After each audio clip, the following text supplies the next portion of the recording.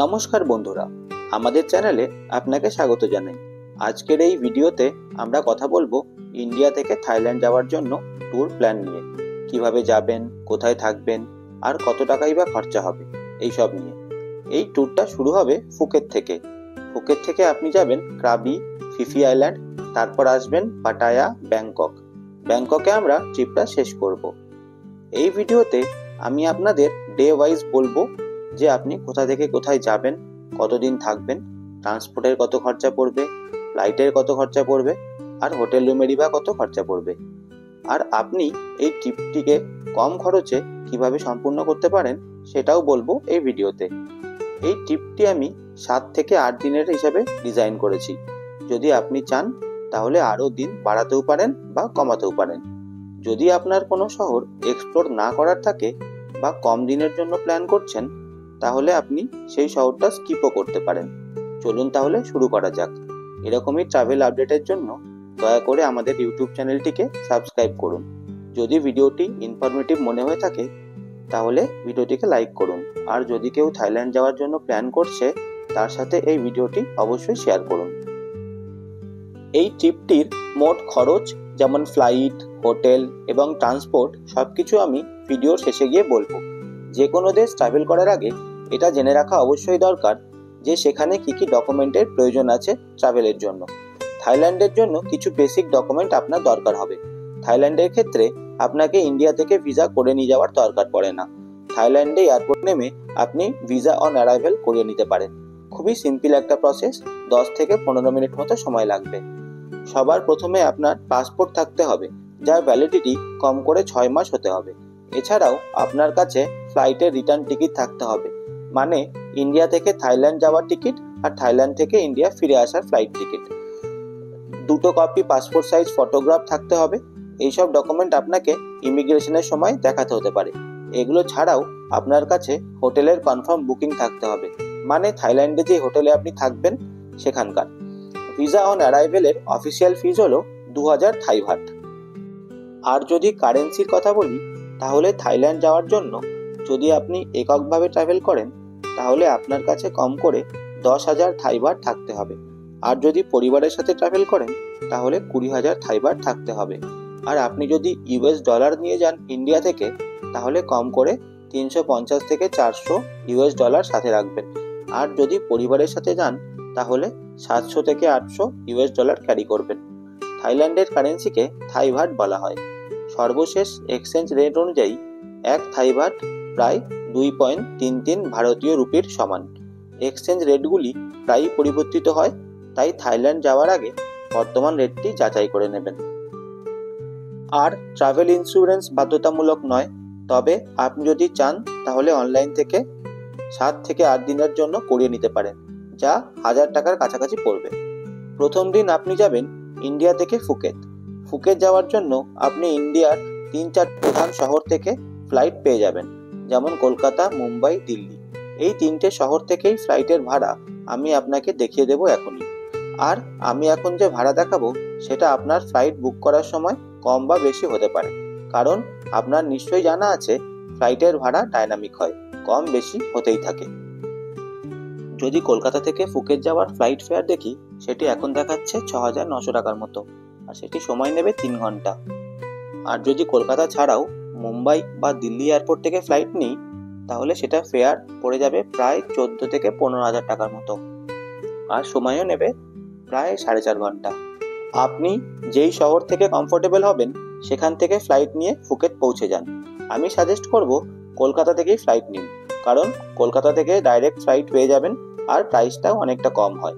আর চেষ্টা করবেন কমপক্ষে 3 মাস আগে ফ্লাইটের টিকিটটা কাটার, তাহলে ফেয়ারটা একটু কম হতে পারে। থাইল্যান্ড পৌঁছে আপনি একটা লোকাল সিম অবশ্যই নিয়ে নিন।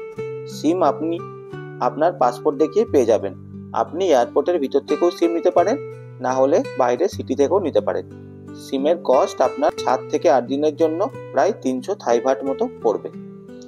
ফুকেট পৌঁছানোর পর আপনি বাস টার্মিনাল 1 থেকে ক্রাবির জন্য বাস পেয়ে যাবেন। আপনি যদি চান ফুকেট থেকে ক্রাবি আর ফিফি আইল্যান্ডের জন্য ডে ট্যুরও বুক করতে পারেন। আপনি সকালে যাবেন আর সন্ধেবেলায় ফুকেট ফিরে আসবেন। কিন্তু যদি আপনি ডে ট্যুরে যান তাহলে আপনি আইল্যান্ডগুলো ভালোভাবে উপভোগ করতে পারবেন না। তাই আমি সাজেস্ট করব আপনি সেখানে গিয়ে একদিন স্টে অবশ্যই করুন। ফুকেট থেকে ক্রাবি যাওয়ার জন্য আপনি অনেকগুলোই ট্রান্সপোর্ট অপশন পেয়ে যাবেন। ক্রাবি আপনি ফেরিতেও যেতে পারেন, শেয়ারিং ভ্যানেও যেতে পারেন, আপনি প্রাইভেট ট্যাক্সি বুক করেও যেতে পারেন, কিন্তু সব থেকে সস্তা হবে বাসে করে যাওয়া। বাস আপনি টার্মিনাল 1 থেকেই পেয়ে যাবেন, যার ভাড়া পড়বে 200 থাই বাটের কাছাকাছি। ক্রাবি পৌঁছে আপনি হোটেলে চেক ইন করে নিন। আপনি যদি একা যান বা বন্ধুদের সাথে ট্রাভেল করেন এবং হোস্টেলে কমফোর্টেবল হন, তাহলে আপনি হোস্টেলেও থাকতে পারেন। হোস্টেলের রেটটা হোটেলের থেকে কম পড়বে। আপনি 1000 থেকে 2000 টাকার মধ্যে অনেক ভালো ভালো হোটেল পেয়ে যাবেন। আর আপনি যদি হোস্টেলে থাকতে চান, তাহলে 1000 টাকার মধ্যেই ভালো হোস্টেল পেয়ে যাবেন। আমি স্ক্রিনে হোটেল আর হোস্টেলের লিস্টগুলো দেখিয়ে দিচ্ছি। আপনি সারাদিন ধরে ক্রাবি বিউটিফুল আইল্যান্ড আর বিচগুলোকে এক্সপ্লোর করুন। সন্ধ্যাবেলায় আপনি ক্রাবির নাইট লাইফ এনজয় করুন। নাইট লাইফের জন্য আপনি RCA ওয়াকিং স্ট্রিট যেতে পারেন, আর এটা ছাড়াও আপনি আওনাং সেন্টার পয়েন্টে যেতে পারেন। পরের দিন আপনি ক্রাবি থেকে ফিফি আইল্যান্ড আসতে পারেন। ক্রাবি থেকে ফিফি আইল্যান্ড আসার জন্য আপনি ফেরি পেয়ে যাবেন, যার কস্ট 400 থেকে 500 থাই বাটের কাছাকাছি আসবে। আর এটা ছাড়াও আপনি ক্রাবি থেকে স্পিড বোটও পেয়ে যেতে পারেন, যার টিকিট প্রাইস 900 থেকে 1000 থাই বাটের মতো পড়বে। ফিফি আইল্যান্ডে আপনি 1000 থেকে 2000 টাকার মধ্যে হোটেল পেয়ে যাবেন।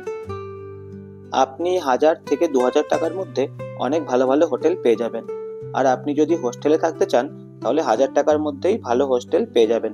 আমি স্ক্রিনে হোটেল আর হোস্টেলের লিস্টগুলো দেখিয়ে দিচ্ছি। আপনি সারাদিন ফিফি আইল্যান্ড এক্সপ্লোর করুন আর সন্ধেবেলা এখানকার নাইট লাইফ এনজয় করুন। পরের দিন আপনি ফিফি আইল্যান্ড থেকে ফুকেট যাবেন ফেরি করে, যার কস্ট আসবে অ্যারাউন্ড 400 থাই বাট। আর যদি স্পিড বোটে যান, তাহলে কস্ট আসবে 600 থেকে 700 থাই বাট। ফুকেট পৌঁছে আপনি সবার প্রথমে হোটেলে চেক ইন করুন। ফুকেতে আপনি হোটেল পাটং এরিয়ার কাছাকাছি নিন। আপনি 1000 থেকে 2000 টাকার মধ্যে অনেক ভালো ভালো হোটেল পেয়ে যাবেন। আর আপনি যদি হোস্টেলে থাকতে চান, তাহলে 1000 টাকার মধ্যেই ভালো হোস্টেল পেয়ে যাবেন। আমি স্ক্রিনে হোটেল আর হোস্টেলের লিস্টগুলো দেখিয়ে দিচ্ছি। তাহলে আপনার এক রাতের স্টে রয়েছে ক্রাবিতে, এক রাতের স্টে রয়েছে ফিফি আইল্যান্ডে, আর এক রাতের স্টে রয়েছে ফুকেতে। ফুকেতে আপনি সবার প্রথমে যে জায়গাটি এক্সপ্লোর করবেন সেটা হলো বিগ বুদ্ধা টেম্পল। এরপর আপনি ফুকেতের ওল্ড টাউন অবশ্যই যাবেন। এখানে অনেক কিছু আছে দেখার মতো। এখানে 19 শতকের আর্কিটেকচারও আছে। এরপর আপনি ঘুরে দেখতে পারেন কারং ভিউ পয়েন্ট। আর সন্ধেবেলায় এখানকার world famous night life enjoy করুন। এটা বাংলা রোডে আছে। এটা পুরোপুরি একটা ওয়াকিং স্ট্রিট। আপনি এক রাত ফুকেতে স্টে করার পর আপনি যাবেন পাটায়াতে। পাটায়া যাওয়ার জন্য আপনাকে ভায়া ব্যাংককে যেতে হবে। আর আপনি যদি ভাবেন বাই রোড যাবেন, তাহলে অপশন তো আছে বাই রোড যাওয়ার, কিন্তু তাতে আপনার সময় বেশি লাগবে আর কস্ট অলমোস্ট সিমিলারই আসবে। আপনি যদি বাসে করে বাই রোড ফুকেত থেকে পাটায়া যান, তাহলে আপনার 15 থেকে 17 ঘন্টা অনায়াসে লেগে যাবে। আর এর কস্ট পড়বে 2000 থেকে 2500 ইন্ডিয়ান রুপিস। আর আপনি যদি ফ্লাইটে আসেন, তাহলে আপনি মাত্র 1.5 ঘন্টার মধ্যেই ব্যাংককে পৌঁছে যেতে পারেন। ব্যাংকক পৌঁছানোর পর এয়ারপোর্টের বাইরে থেকেই আপনি পাটায়া যাওয়ার জন্য বাস পেয়ে যাবেন, যা আপনাকে 2 ঘন্টার মধ্যেই পাটায়া পৌঁছে দেবে, যার কস্ট পড়বে 130 থাই বাট, যেটা ইন্ডিয়ান রুপি প্রায় 300 টাকার সমান। বাস ছাড়াও যদি আপনি চান, প্রাইভেট ট্যাক্সিও বুক করতে পারেন, কিন্তু আমি বলবো যদি বাসে করে যান সেটাই বেটার অপশন হবে। পাটায়া পৌঁছে আপনি হোটেলে চেক ইন করে নিন। আপনি 1000 থেকে 2000 টাকার মধ্যে অনেক ভালো ভালো হোটেল পেয়ে যাবেন। আর আপনি যদি হোস্টেলে থাকতে চান, তাহলে 1000 টাকার মধ্যেই ভালো হোস্টেল পেয়ে যাবেন। আমি স্ক্রিনে হোটেল আর হোস্টেলের লিস্টগুলো দেখিয়ে দিচ্ছি। পাটায়া ঘোরার জন্য যেই বিশেষ জায়গাগুলো আছে, তার মধ্যে অন্যতম হলো স্যাংচুয়ারি অফ ট্রুথ। কিন্তু এখানে যাওয়ার জন্য এন্ট্রি ফি দরকার হয়, যা প্রায় 500 থাই বাটের কাছাকাছি। এটা ছাড়াও আছে টাইগার পার্ক, যেখানে আপনি বাঘের সাথে নিজের ছবিও তোলাতে পারেন। তারপর আপনি এখান থেকে পাটায়া ফ্লোটিং মার্কেটও যেতে পারেন। এছাড়াও ওখানে আছে টার্মিনাল 21 মল। এটা একটা থিম বেসড মল, তাই আপনি এটা অবশ্যই এক্সপ্লোর করুন। এটা ছাড়াও আপনি ঘুরে আসতে পারেন art in paradise, museum park আর পাটায়া পার্ক টাওয়ার। তারপর ইভিনিংয়ে আপনি ওয়াকিং স্ট্রিটে যেতে পারেন। ওখানে অনেক ইন্ডিয়ান ক্লাবও আছে, অনেক ভালো ভালো বার আর নাইট ক্লাবও আছে। এগুলো সব পাটায়া বিচের কাছাকাছিই আছে। এগুলো ছাড়াও আরেকটা জায়গা পাটায়া নাইট লাইফ এনজয় করার জন্য আছে, সেটা হলো এলকে মেট্রো। এই সব জায়গা আপনি পাটায়াতে 2 দিনের মধ্যে কভার করবেন। আর এছাড়াও আপনি পাটায়া থেকে কোরাল আইল্যান্ডও যেতে পারেন। যদি আপনি ক্রাবি, ফিফি আইল্যান্ড না গিয়ে থাকেন তাহলে কোরাল আইল্যান্ডে যেতে পারেন। কোরাল আইল্যান্ডে যাওয়ার জন্য আপনি পাটায়া বিচের কিছু দূরেই বালি হ্যাপিয়ার নামে একটি পয়েন্ট আছে, সেখান থেকে ফেরি পেয়ে যাবেন। ফেরি 30 বাট নেয় যাওয়ার জন্য আর 30 বাট নেয় আসার জন্য। সকাল থেকে সন্ধ্যা অবধি ফেরি চলে। ফেরি ছাড়াও আপনি স্পিড বোটে করেও যেতে পারেন। ওখানে আপনি 200 থেকে 300 থাই বাটের মধ্যে স্কুটি রেন্ট নিয়ে নিতে পারেন। তারপর আপনি ওখানকার সব বিচ এবং আইল্যান্ডগুলো ঘুরে দেখতে পারেন। এটা আপনার উপর নির্ভর করছে, যদি আপনি কোরাল আইল্যান্ড কভার করতে চান তো করতে পারেন, না হলে এটাকে স্কিপও করতে পারেন, কারণ এতে আপনার প্রায় পুরো দিনটাই চলে যাবে। যদি আপনি সকালবেলা বের হন তাহলে আপনার সন্ধ্যা 5টা-6টা বেজে যাবে ফিরে আসতে আসতে। পাটায়াতে 2 দিন থাকার পর আপনি বেরোবেন ব্যাংককের জন্য। ব্যাংককের জন্য আপনি পাটায়া থেকে বাস পেয়ে যাবেন, যার কস্ট পড়বে 130 থাই বাট, যেটা আপনাকে 2 ঘন্টার মধ্যে ব্যাংকক পৌঁছে দেবে। ব্যাংককে আপনি আপনার অ্যাকর্ডিং 1 বা 2 দিনের জন্য থাকতে পারেন। যদি 1 দিনের জন্য থাকেন তাহলে আপনি সম্পূর্ণ দিন আর রাতের জন্য থাকবেন। আর যদি আপনি 2 দিনের জন্য থাকতে পারেন ব্যাংককে তাহলে সবচেয়ে ভালো হয়। যদি কথা বলতে হয় ব্যাংককে থাকার জন্য আপনার কত টাকা খরচা পড়বে, তাহলে বলি, আপনি 1000 থেকে 2000 টাকার মধ্যে অনেক ভালো ভালো হোটেল পেয়ে যাবেন। আর আপনি যদি হোস্টেলে থাকতে চান তাহলে 1000 টাকার মধ্যেই ভালো হোস্টেল পেয়ে যাবেন। আমি স্ক্রিনে হোটেল আর হোস্টেলের লিস্টগুলো দেখিয়ে দিচ্ছি। ব্যাংককে আপনি ঘুরে দেখতে পারেন Wat Arun temple, Chatuchak market, Central World mall, grand palace. এছাড়াও ওখানে ফ্লোটিং মার্কেটও আছে। যদি আপনি পাটায়ার ফ্লোটিং মার্কেট না গিয়ে থাকেন তাহলে এখানকার ফ্লোটিং মার্কেটও ঘুরে আসতে পারেন। এছাড়াও আপনি যেতে পারেন চায়না টাউন। আর সন্ধ্যাবেলা আপনি ডিনার ক্রুজেও যেতে পারেন, যেটা আছে আইকন সিয়ামে।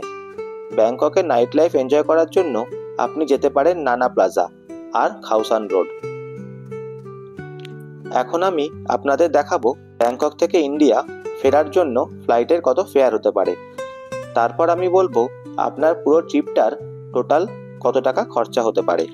এখানে আমি একটা কথা আপনাদের অবশ্যই জানিয়ে রাখতে চাই, যখনই আপনি কোনো ফ্লাইট টিকিট অনলাইনে বুক করবেন তখন তার ব্যাগেজ লিমিট কত সেটা জেনে রাখবেন, যে কত কেজি অ্যালাউ করছে। যেই সব সস্তার এয়ারলাইনগুলো আছে সেখানে ব্যাগেজ লিমিট কম থাকে। অনেক সময় দেখা যায় এরা শুধু কেবিন ব্যাগ অ্যালাউ করছে, চেকিং ব্যাগ অ্যালাউ করে না। না হলে আপনি এখান থেকে এক্সট্রা ব্যাগেজ নিয়ে যাবেন, এয়ারপোর্টে গিয়ে পার কেজি ওয়াইজ এক্সট্রা পে করতে হতে পারে। তাই এটা আপনি বুকিংয়ের সময় একটু দেখে নেবেন। আর এসব ছাড়াও যদি আপনার কোনো আদার্স কোশ্চেন থেকে থাকে তাহলে কমেন্ট বক্সে অবশ্যই লিখুন। এরকমই ট্রাভেল আপডেটের জন্য দয়া করে আমাদের ইউটিউব চ্যানেলটিকে সাবস্ক্রাইব করুন। যদি ভিডিওটি ইনফরমেটিভ মনে হয় তাহলে ভিডিওটিকে লাইক করুন। আর কেউ যদি থাইল্যান্ড যাওয়ার জন্য প্ল্যান করছে তার সাথে এই ভিডিওটি অবশ্যই শেয়ার করুন। ধন্যবাদ।